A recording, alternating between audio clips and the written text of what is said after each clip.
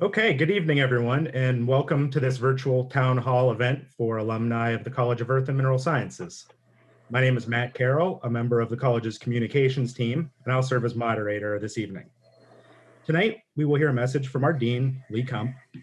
Dean Kump will then answer some of your submitted questions before taking live questions from the audience. If you'd like to ask a question during the live portion, please use the hand raise feature within Zoom. You can find this in the participant window at the bottom of your screen. Briefly tell us your name, degree, and graduation year, and after a member of our team unmutes you, and then ask your question. Or if you prefer, you can post questions via chat. And now, without further delay, I'd like to welcome Lee Kump, John Leone Dean, and the College of Earth and Mineral Sciences. Thanks a lot, Matt. Well, it's great looking around the panel here and seeing a lot of friendly, familiar faces. If this were a normal year, I probably would have had a couple trips under my belt already, maybe an alumni gathering in your city. Maybe even we would have had dinner by now. But unfortunately, it's a different world we're living in now, and we have to come together virtually. So thanks all of you for joining tonight. Really great turnout, and looking forward to your questions. And we will leave time for questions. And I see we even have some family members, Mike Loudon. That's great. Okay. I know that you're curious about what's happening on campus. And so I'll talk a little bit about that with regard to COVID. And then, we're carrying on. A lot of exciting things are happening on campus. I want to share some of those with you. I'll answer some of the questions that you've submitted, as Matt said, and then really happy to answer any questions that you might have at the end of this.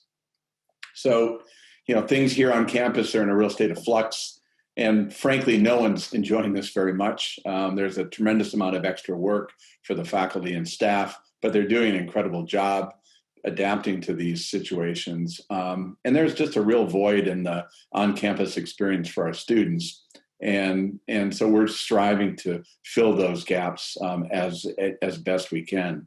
You may have been reading in the news that there's a notable spike in coronavirus cases in Centre County.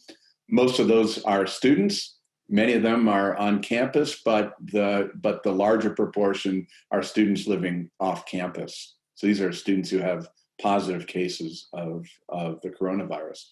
Interestingly, though, and encouragingly, at least so far, hospitalizations haven't risen. And so the students are contracting them, the COVID virus. Many of them are asymptomatic or have mild symptoms. And there's very little evidence so far that this is spreading into the faculty or staff and or into the community. And I think this is a testament to all the planning that went in advance to establish safeguards, including pre-arrival testing to try to keep students who have active virus off campus until the virus has run its course. We have safeguards in the classroom with masking and social distancing in place, and that I think is working well. We have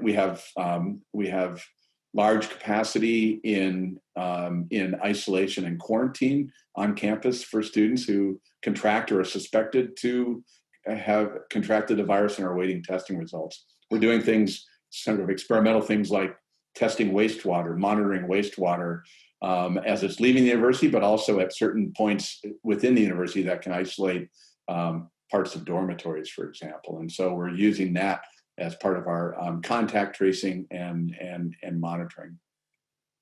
Of course, there's random testing and symptomatic testing for students, faculty, and staff. So it's challenging, and right now we're carrying on according to plan, but we're prepared to take further actions if the needs arise. I'm co-chairing a university committee that's doing contingency planning around any transition to remote instruction that might be deemed necessary by our COVID Operations Control Center staff, and that group, is doing good work for the university that won't go to waste because, of course, all of our classes will be transitioning to remote instruction on November 20th. So we're carrying on. This hit us in March, and we've had one get together since then. Over the summer, we had students involved in internships, offsite internships. For example, Isabella Urbina, who's a material science and engineering student, had an in-person internship with Northrop Grumman in Southern California. She was working on implementation of fiber optics across all of the Northrop Grumman programs. She really loved that experience, and as a result of her good work, she was offered a full-time position when she graduates from Penn State. We also had 3 students from meteorology and atmospheric sciences: Chris Long, who's our student council president, Ethan Rogers, and Sean Mellinson. They were the first cohort of students in the William M. LaPenta NOAA student internship program. Some of you may have known Bill LaPenta. He was an alum of our college and was the director of the National Center for Environmental Protection. He had just taken on a special project with NOAA leadership before his untimely death in a strong rip current in 2019. Chris, though, had a great summer there, as did the 2 other students. He worked on verification of a new tool, the Winter Storm Severity Index, the WSSI, which is an experimental product meant to help the public better understand the societal risk level of winter storms on a scale of 1 to 5. So he was able to present his work in a conference. And so this winter, as you're hearing about the WSSI index, think about Chris and the good work he did with NOAA this summer. We had a really strong entering freshman class into our college this fall. And we, as always, took them through an orientation and engagement program. We've renamed the program TEAMS. That's Teams with an EE, Total Engagement with Earth and Mineral Sciences. It's a successor to Totems. Unfortunately, we couldn't hold it at Raystown Lake this year, but we did it virtually. Still, the students were assigned to cabins, and they enjoyed many of the same activities that we're famous for in terms of welcoming, orienting, and engaging with our first-year students in the college. And this included some interactions with some of you, so we appreciate that. That engagement continues through Teams Tuesday social hours, so we're keeping the freshmen engaged. And right now we're distributing the Teams t-shirt to small groups of students on campus. The Ryan Family Student Center is fully virtual this year, but fully engaged with our students.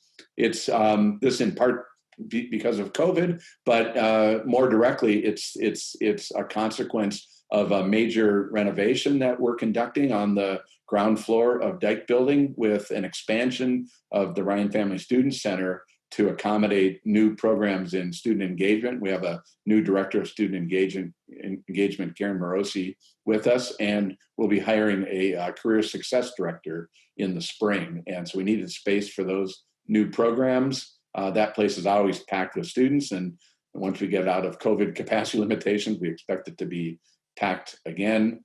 And then we're also expanding and consolidating the museum and gallery onto one side of the hallway. So major changes there in the ground floor of Dyke Building.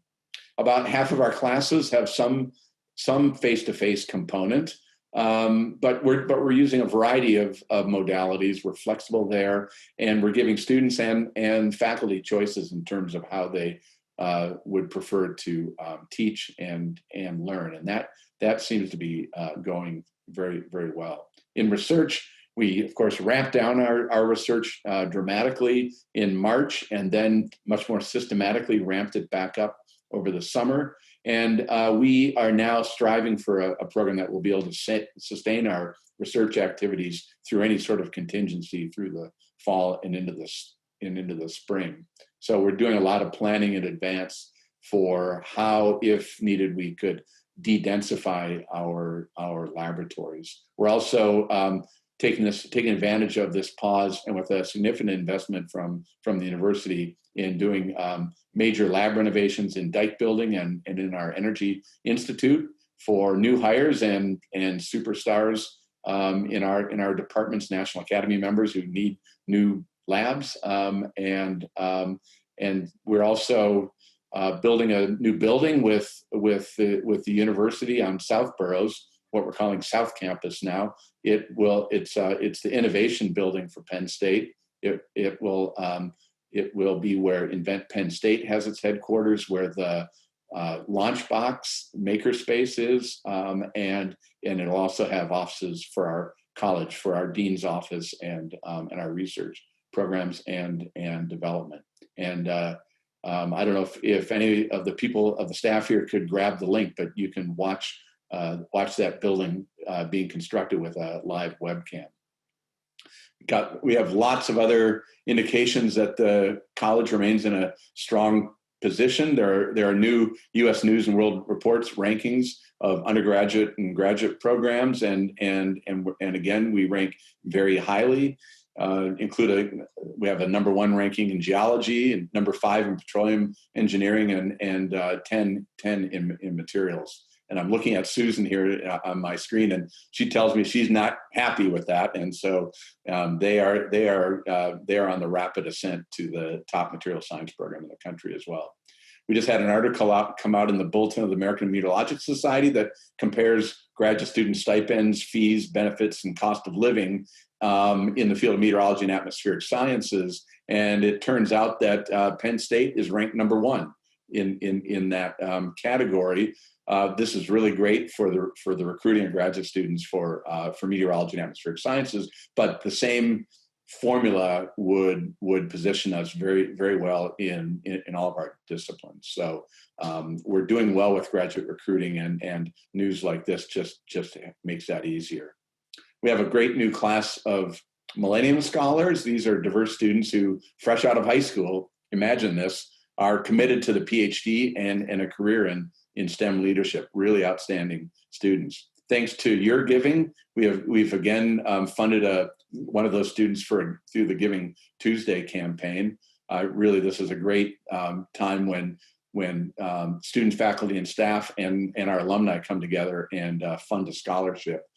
We've also created we've created a $500,000 endowment, taking advantage of a 1-to-1 match from Old Main to support 2 Millennium Scholars in perpetuity. So with your help and with some of our own investments, we're able to grow that program. And Sue Powell and her staff report to me that many of you are considering taking advantage of this 1-to-1 match that exists, and are in some cases finalizing those endowments, taking advantage of this limited matching opportunity. So thank you for all that.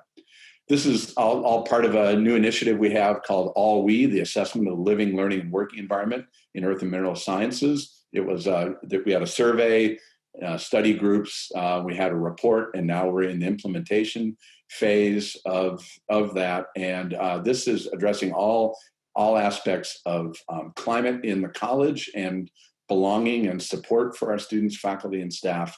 And then this year we have a special focus on racism and discrimination. And so with visitors coming in this fall, we're all learning how to become anti-racist. The university and the budget situation, there was a lot of worry about that, a lot of projections that we were looking at for the fall, concern about enrollments, but we're doing better than projected. Our enrollments are only down a couple percent, and many of those, and this is university-wide, many of those are students who have deferred for spring.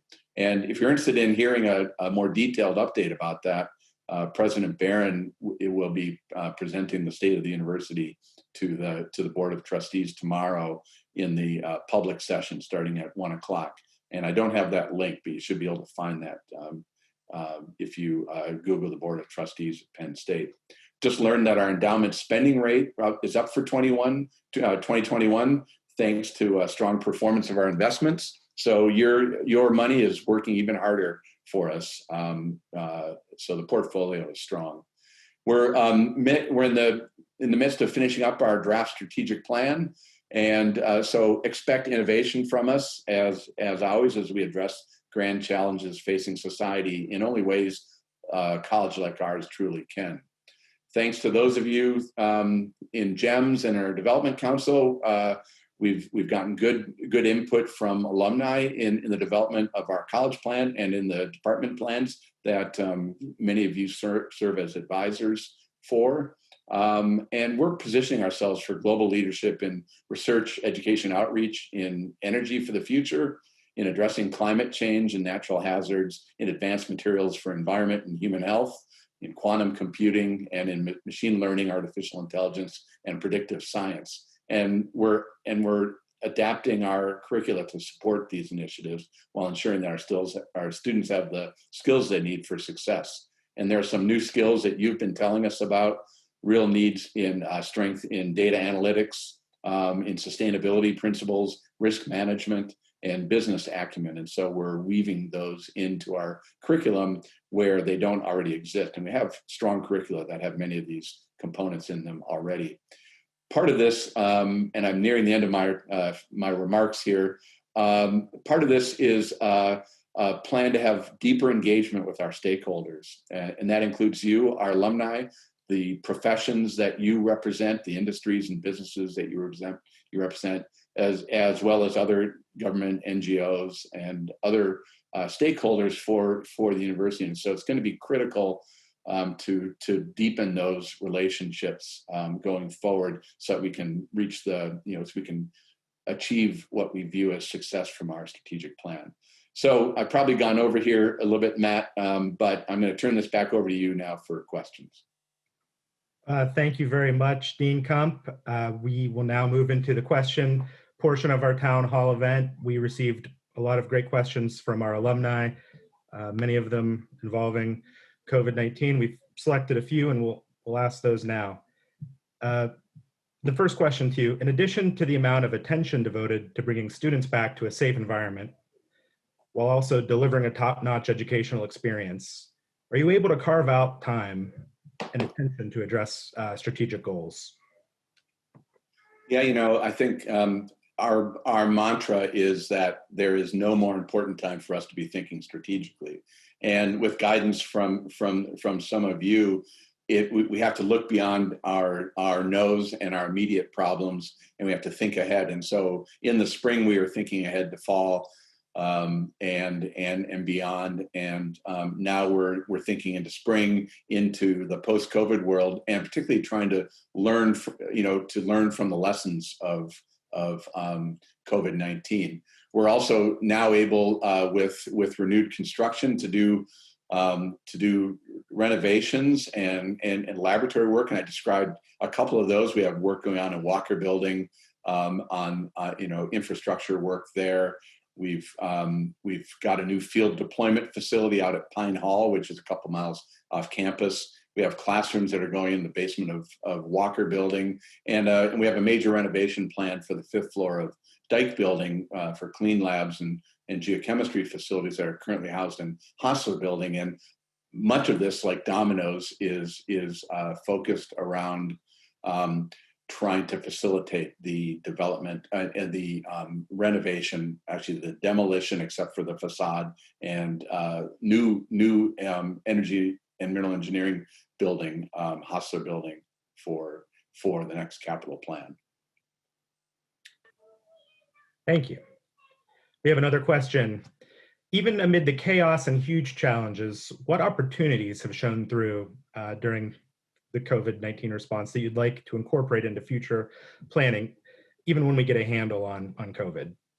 Yeah, the sort of things that we've been talking about, the two major lessons that we learned from last spring was it really pays to be essential, and it also pays to be resilient. And those themes are carrying through the fall and into our strategic planning. So, higher education was deemed essential, and we and our students benefited from that. We were able to continue to deliver our education and with adjustments, continue our research.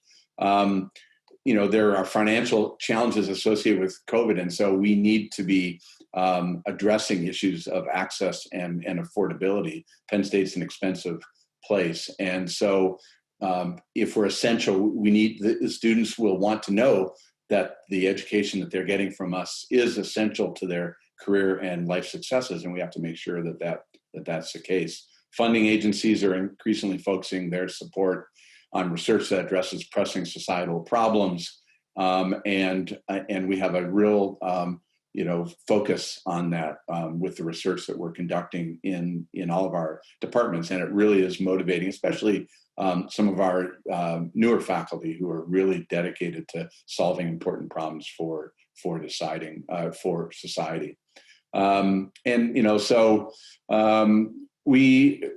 It turned out that we were the best prepared unit in the entire university for the transition to remote instruction, thanks to the expertise and dedication of the faculty and staff of the John Dutton Education Institute. They've been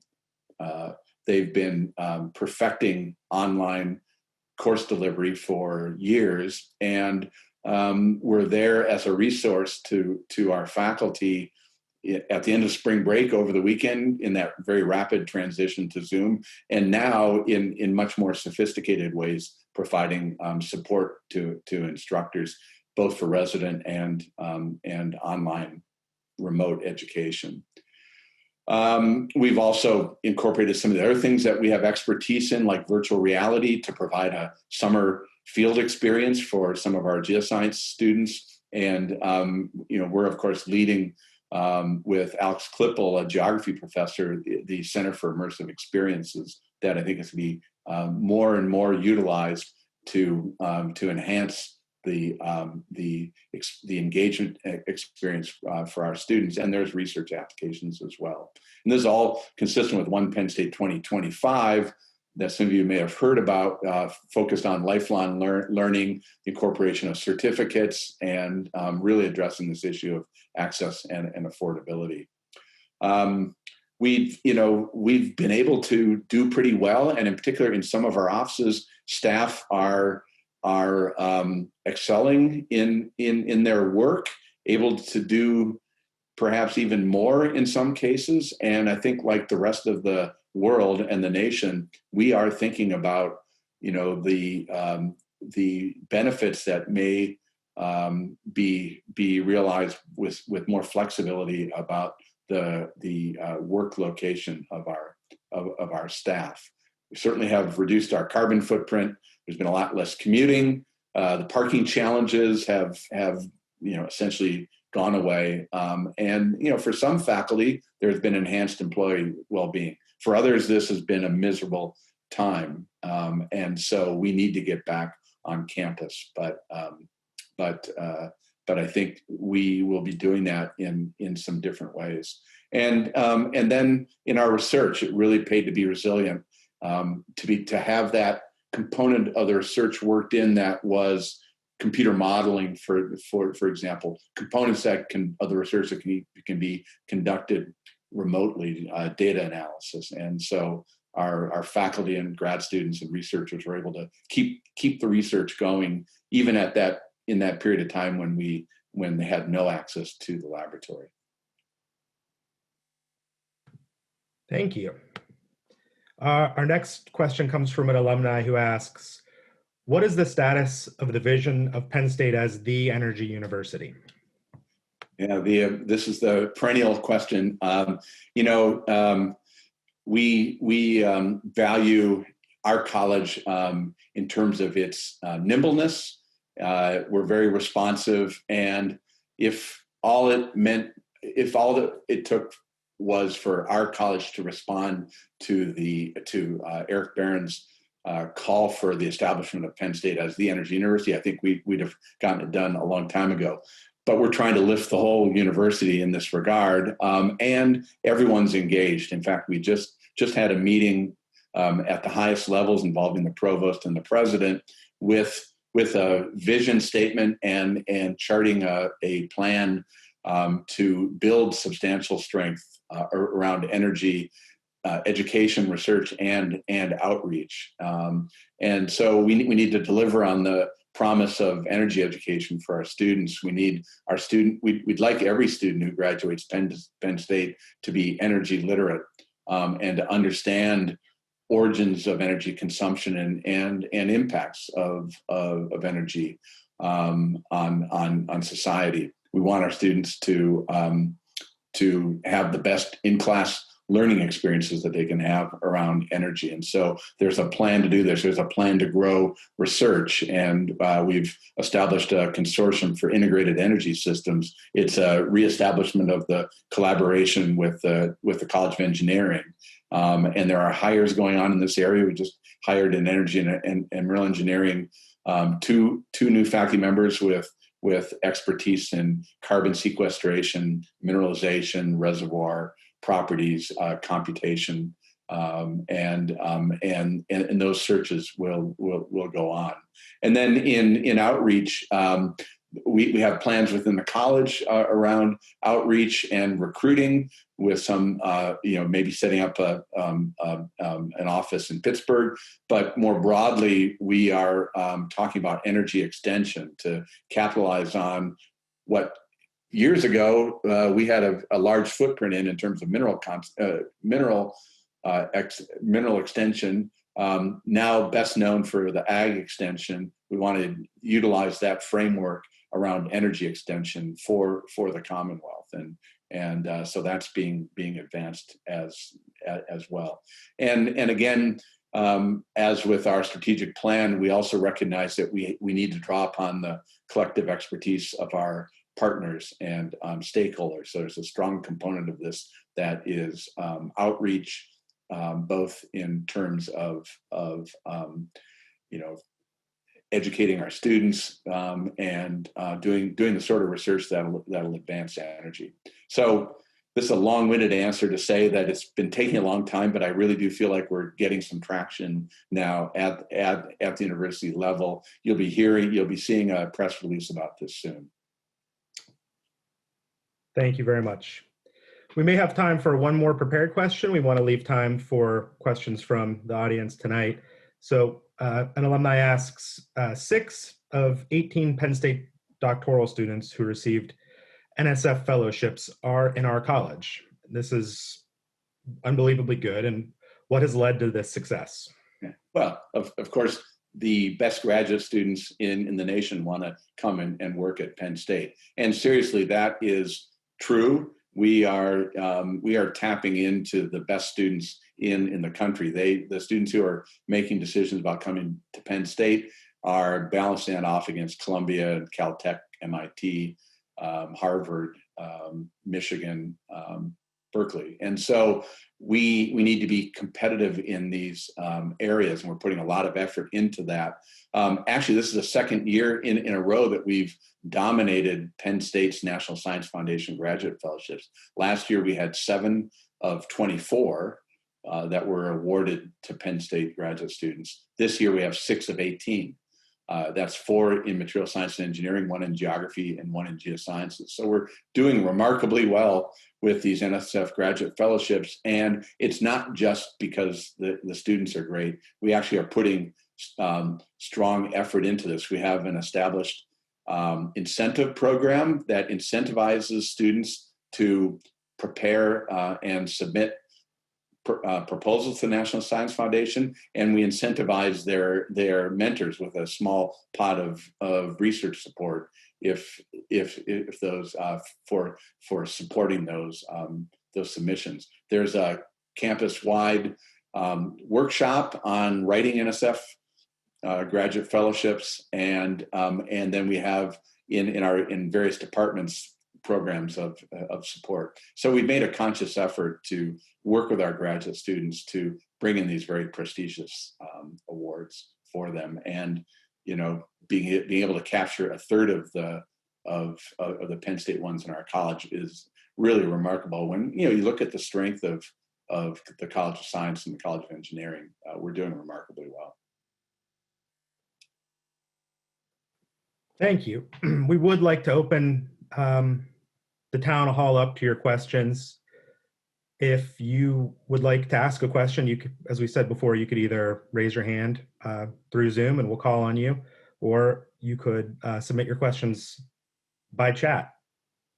While we're waiting for people perhaps to raise their hand, Dean Kump, we do have one question that's come in on chat. How is the placement for seniors given the COVID economy? Yeah, I don't have the latest update. It takes us some time to get that to get quantitative data on this rather than anecdotal data. I know that hearing from Sanjay Srinivasan, the early reports in the spring was that the placement was actually fairly good, and of course for our alums in the energy industry, it's a down time and there aren't a whole lot of opportunities. So, Joel, I can't answer your question quantitatively here. It's something that we are working with the university around. They've been begging us not, to let them do the surveying of our graduates, both as they're graduating and through the ensuing months through I think up till 18 months. And so we're giving them a chance to collect those data. But the anecdotal information that I've received is that the placements have been pretty strong. I don't know whether Yvette Richardson, our Associate Dean for Undergraduate Education, has any update or more precise information there or other anecdotal information you'd like to share about it? Not to put you on the spot.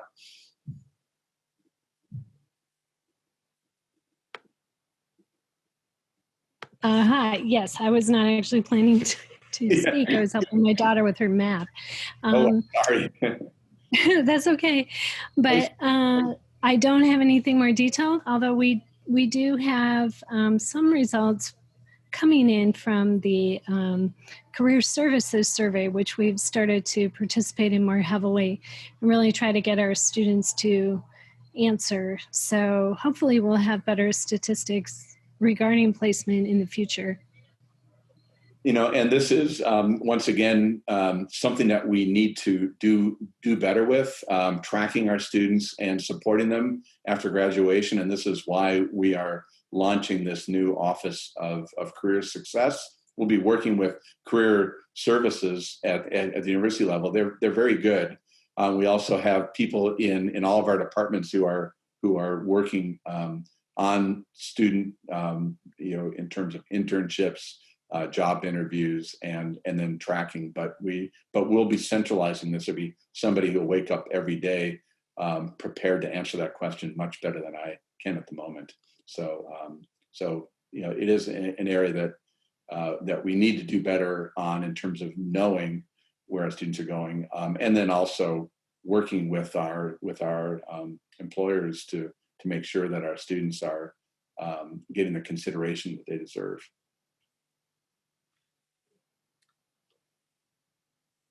Thank you. So this is the opportunity for anyone who has, additional questions to ask them. We can either answer them. We can either have them in the chat, or if you want to go down to the participant screen at the bottom of your screen, and you can use that to raise your hand. And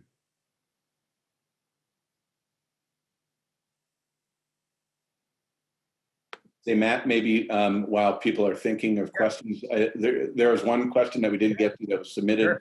Asking about, what are our premier research and development projects within EMS that could lead to breakthrough technologies in the next couple of years. And, this is one of those really exciting areas of our operation. We have an incredible faculty and research support group in the college and across the university through our partnerships with other departments and colleges. But we've got a lot of work going on in the critical minerals area, work on extracting rare earth elements out of acid mine drainage, for example. We have a lot of exciting things happening in climate risk management, work through our clima center. And, for some of you who have heard Klaus, you know that the risk management approach seems to resonate, and advanced dialogue around climate change. And I think for all of us, growing that risk management approach and competency in the college among our faculty, but in particular among our students, is going to be transformational. You've heard in the past about Clive Randall's cold sintering, Mike Chung's Petrogel for oil spills. We've got Ken Davis doing CO2 and methane modeling. Jim Adair continues his work on cures for cancer. So, and the list goes on and on with our 2D materials people in remote sensing.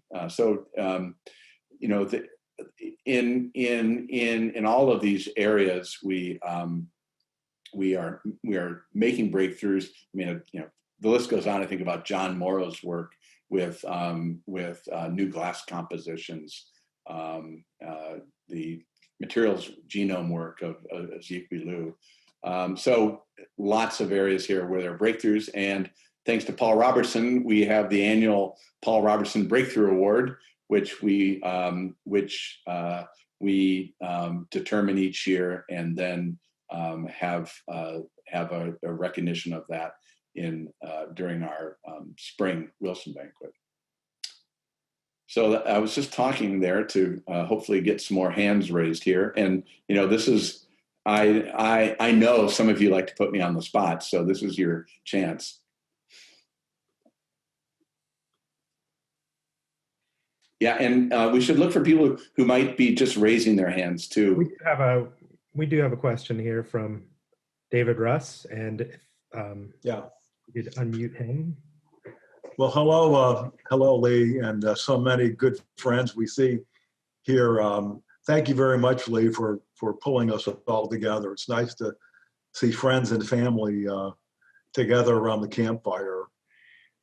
Could you spend a little time talking about what's going on with the Marcellus consortium? That was an important group. Is that what's happening with that, and with the Utica, and what's going on in terms of what they're doing now? Yeah. So are you thinking, Reggie, in particular about the Marcellus Center for Outreach and Research? Yes. Okay, MCOR, right. Well, there was some transition over the last couple of years. Mike Arthur was a co-director from our college with Tom Murphy.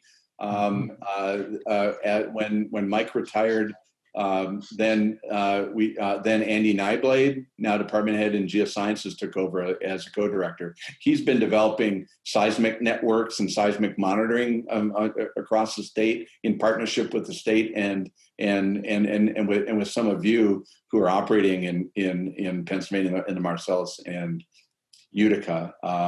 We have good connections with the Marcellus Shale Coalition. In fact, I'm going to be addressing that group here in just a couple of weeks. Tom Murphy is still well connected, and the Marcellus Center is still doing its good work in terms of outreach to the industry and to the people of the Commonwealth. We are looking at whether or not that effort ought to be expanded and to be developed into this energy extension concept. And so that would include significant increases in staffing spread around the Commonwealth, providing support to property owners and small businesses and operators in Pennsylvania in the way that MCOR has done, but expanding the number of people involved in that. And so, we'll still have Dave Yoxheimer out in the field. He does an excellent job. There'll be some transition with Tom, but I think that the end product is going to be even better connections with the industry through Pennsylvania. We're also developing some interesting things, some experimental work in energy and mineral engineering with CO2 injection in partnership with one of the companies here in Pennsylvania. So we're trying to grow those research collaborations as well. Then, Lee, you mentioned very briefly something about the critical minerals effort. And I understand that there's a very important effort going on right now, particularly in rare earths. But could you share with us the vision and focus of the critical minerals activity you have going on, and who you're partnering with, and what are the goals and objectives of that group? Yeah, well, it's really exciting. So Sarma Pisapati is the director of our Center for Critical Minerals. We've brought some more people in, including Barb Arnold. Brought her in from industry. She's now a professor of practice, and she just told me today, and we're preparing a press release that she has 3 DOE contracts coming in with 3 different partners developing rare earth element resources from the Pennsylvania coal measures in the underclays. So we've got a group of researchers from the geosciences looking at the origin and enhancement of rare earth elements and lithium in the underclays. We have other groups who are looking at extracting rare earth elements from acid mine drainage, from flowback fluids and production fluids, and from coal waste piles, fly ash. And so it's a broad research focus that's growing, and it's all done. It's one of these new models of that we're doing an indirect partnership with partners throughout the nation, and these are small ma clay mines to Texas Mineral Resources and others who are all dedicated to this task of developing stable domestic supplies of these critical elements for cell phones and solar cells and wind turbines and military applications. So it really is a big focus of our efforts these days, and it's going to grow and expand. Okay, thank you very much. We have a few more questions in now, and we are running short on time. So I think we'll get to the questions that we have ready to go here, and then we'll be at our limit for this meeting. David Russ was next. If you could unmute. Yes, hi. Lee, this has to do with the Critical Mineral Center. Recall that we were going to host a workshop to be funded by the National Science Foundation. And this was a part of more than one workshop. The first workshop by this National Science Foundation was going to be conducted by the University of Missouri Rolla. And we were going to be in line after that. And that workshop was postponed because of the COVID-19 situation. So this has kind of been on hold, but our Geosciences Alumni Board, and particularly Ned Mamula, who's on the board and who's on this call, and myself, had talked about developing a white paper for the center in coordination, of course, with Sarma Pisapati and Maureen Feynman to kind of lay out the strategy, content, partnerships, and the other aspects, Lee, that we've been talking about the center as a way to continue moving forward with the center and its planning. Fantastic. Yeah. Again, this notion of partnership, and you take somebody like Dave, retired from a leadership role in the Geological Survey with all the contacts. He helped us get a meeting at the White House with the Office of Science Technology Policy with their critical minerals team, and with Ned helping us. It's so essential to get that assistance. And we're also in the process of growing capacity, but you can see what happens. You bring in somebody like Barb, and suddenly things start happening. And we have a group who's working on this as well. So yeah, we can use all the help we can get, and we appreciate it. Okay, yeah, we have one more question by hand raise. I've asked you to unmute. Go ahead, if you could introduce yourself. Yeah, hi. My thing says Erica Grow. That's my wife's name. She's 02 meteorology. This is Kevin Che. I'm 07 meteorology, and actually just joined the GEMS board. So super excited about that as well. Less of a science question, but hopefully a quick one. You mentioned a bit about how everyone's doing really well. and just handling the situation. But I do know with COVID, like mental health is a big aspect of it, just because your environment has changed. What one thing I really liked is just how close knit and close the EMS group was. So, how is the university or the college itself kind of monitoring students and faculty in terms of mental health and, making sure that everyone is staying upbeat and positive, and what can potentially people like this group, alumnus, help in that department? Thanks. Yeah, I think thanks for that question, and it really is important.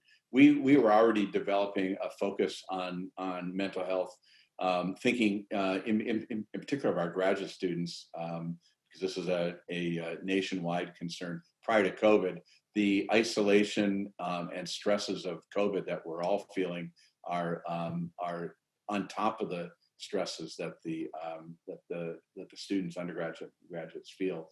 We've been there's been a lot of central messaging from the university, reminding people of resources that are available. We've been engaging our advisors, graduate mentors, to make sure that they know about the resources that are available. And in the spring, even, there was a lot of concern about this, and so a real effort at a time when the counselors from CAPS, our Counseling and Psychological Services, great group, really felt stuck because they work face-to-face with students. That's the way they operate. And they had to develop a new modality, and they were concerned about the effectiveness of that. So, this is a long way of saying that mental health concerns was something that was already on our radar prior to COVID, certainly heightened through COVID. It's, with our All We initiative, that sense of belonging is really important. Community is what it's all about. It's hard to grow community, but, how often do and now I can't see there's 80 of us right now. We're seeing a lot of faces, and sometimes it's just, this is better than it's better than nothing at all. So a variety of ways. And if you have, there's the GEMS mentoring program, and that's going to be virtual for the time being. But if you can join that and help and reach out to students, see how they're doing, that extra level of the, drawing on the strength of the Penn State alumni network is something else that I think would be really helpful. And, Yvette's group is really looking at ways to keep students engaged this fall. Our message is we need to find things that are going to make our students look back on the fall of 2020 and say, boy, I'm glad I was on campus during the fall, because look what we did or we accomplished. Look what we got through ourselves, and we ended up, better at the other end. And so I know that Yvette would say that this is what Karen Morosi in our student engagement office is doing every day, thinking about that, and mental well-being is an important part of that. And it's not just the students; it's the faculty and staff as well. The workload for everyone has gone up, and the energy to try out new things, the energy for strategic planning was difficult to rally, because people didn't, they're so immersed in the stresses, and don't forget childcare issues for our more junior faculty in particular. The on and off of in-person schooling and challenges with daycare. It just goes on and on, the challenges. And so we're trying to provide support in all of those areas as best we can. So it's a real issue. I didn't mean in my introductory remarks to sugarcoat it, because it's something we think about every day. We had just a few quick questions come in on the chat before the cutoff, just under the wire. One alumni asks, are there specific areas in which students, undergrad or grad, are asking for support from the impact of COVID on hiring and industry, et cetera? Can alumni support any of those requests? Yeah, there have been some requests of facilitating contacts, and we've drawn on some of our alumni in GEMS and elsewhere to help make some contacts for students who are otherwise who are challenged by that. We, there's issues on the on the graduate side of things too, and even with some of our postdocs. And so, we're part of that is ensuring that we can continue to support students who might need a little bit of extra time in their degree programs because of the disruptions from COVID. There are some of our programs that have essential in-person field activities, laboratory activities, and those students may just need to stick around. We need additional support for them. The graduate students not being able to progress in their research, we need to be able to provide support there. So, so far it's been on sort of a case-by-case basis, but once again, it's something that we're aware of. We're working with partners at other institutions to develop strategies around recruiting. Our career services people are working on this as well, trying to deal with, for example, in my home department, the fall was a big recruiting time, and we'd have company after company coming in doing one-on-one interviews with our students, and that's virtually impossible now. And so we've had to go to remote methods, which some in the industry were adopting anyway pre-COVID.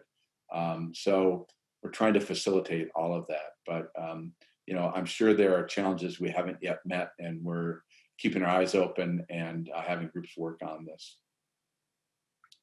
Last two questions. How is the college going to aid alumni who are trying to enter a science profession and are currently employed in a non-science field like law enforcement, fire department, et cetera? Yeah, so,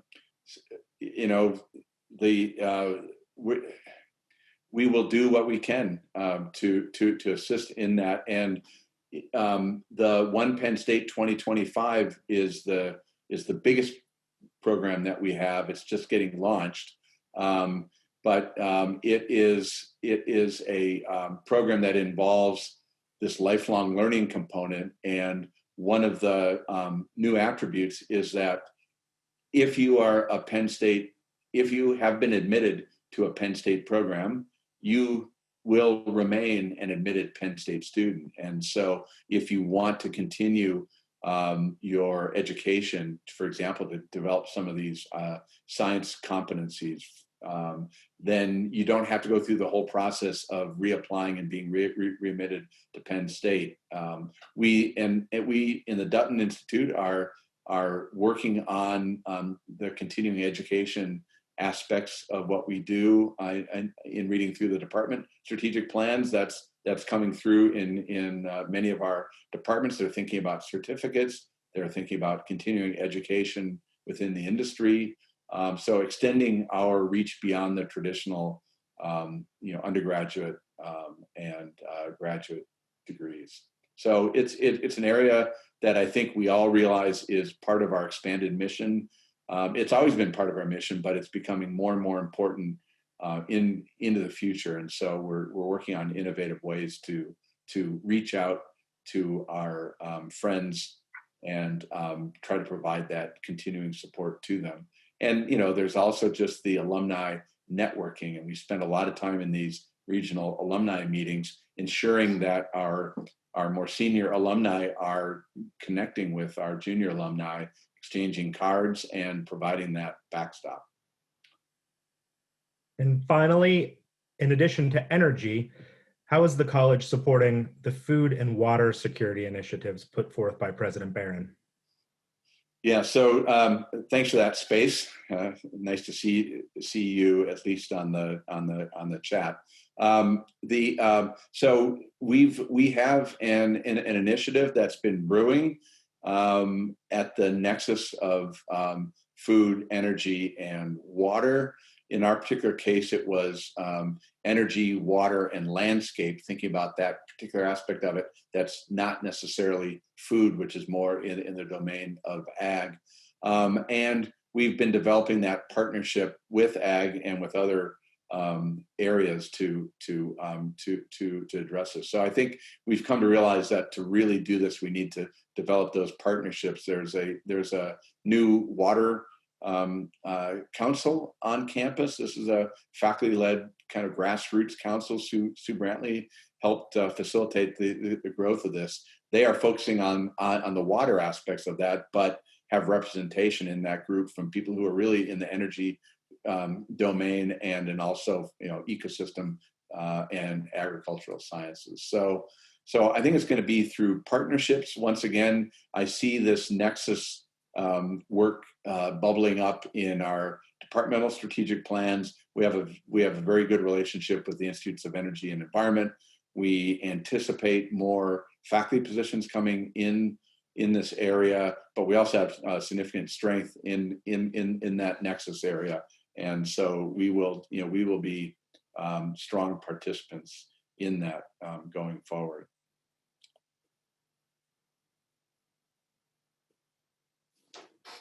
Thank you. And I think we are through the questions. And if you have any closing remarks, Dean Kump. Well, no, thanks, Adam. We've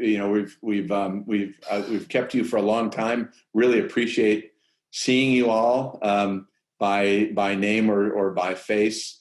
We will do this as often as you see fit. We don't want to overwhelm you, but really appreciate the time tonight, and most importantly, the support you show the college in so many different forms. So take care. Let's get through this COVID crisis. If you have health challenges yourself, best wishes, and I'm really looking forward to coming out the other side and getting back to some sense of normal, getting out to your cities and towns, meeting with you, and also, welcome you back on campus for football games when we can actually open up the stadium, and for Obelisk Society meetings in person, and for our tailgates, and all those other great things that we do together as a community. It's the thing that I enjoy more than anything else is to go to some of these alumni events and watch you interact and support each other. That's really what it was all meant to be about. So take care, everybody, and stay in touch.